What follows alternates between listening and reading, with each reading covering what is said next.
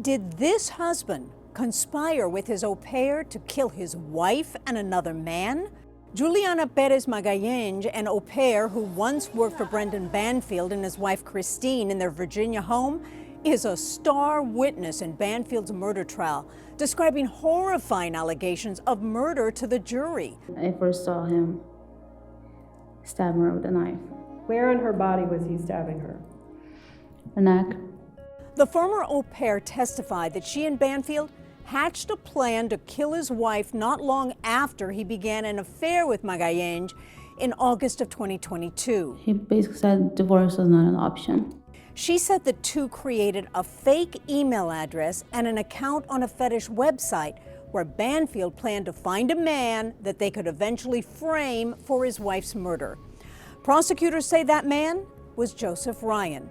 He was told to carry out a violent rape fantasy with Banfield's wife, Christine, at their home in Virginia. Joe was to bring a knife, zip ties, chains.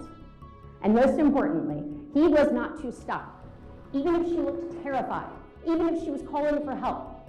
Magalhães describes what she says happened on February 24th, 2023. She yelled back at Brendan, saying, "Brendan, he has a knife."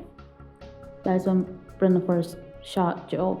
I was able to see him stabbing her.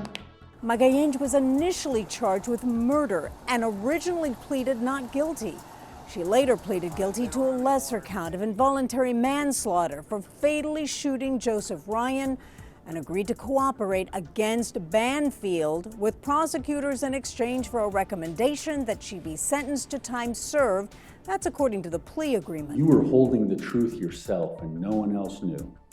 Well, Brendan does.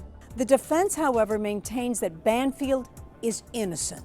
They allege that the prosecution arrested Magalhães and pressured her for a year before arresting Banfield to give them a confession that fits their narrative.